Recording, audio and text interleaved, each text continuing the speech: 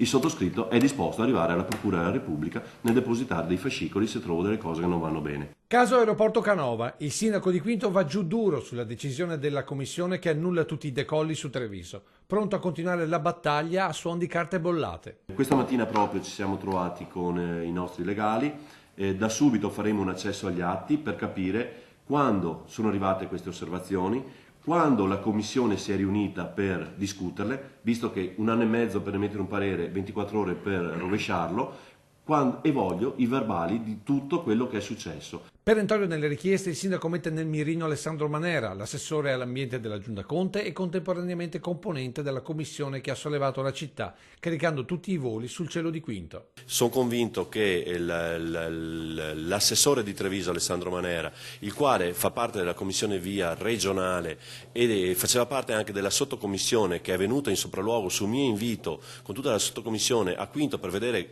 come vivono i nostri cittadini, come vivono i bambini dell'asilo di Quinto, magari possa anche aver detto la sua. Perché quello che non va proprio giù, sottolinea D'Azilio, è la distinzione tra cittadini fatta dalla commissione regionale.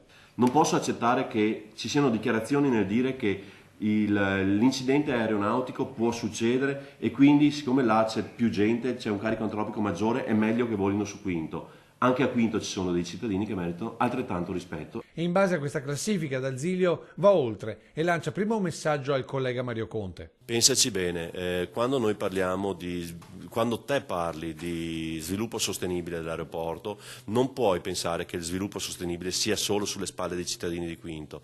I cittadini di Quinto hanno lo stesso diritto dei cittadini di Treviso. E successivamente un messaggio chiaro a Enrico Marchi e compagni. Comprate il paese, ve lo vendiamo e lasciateci tranquilli.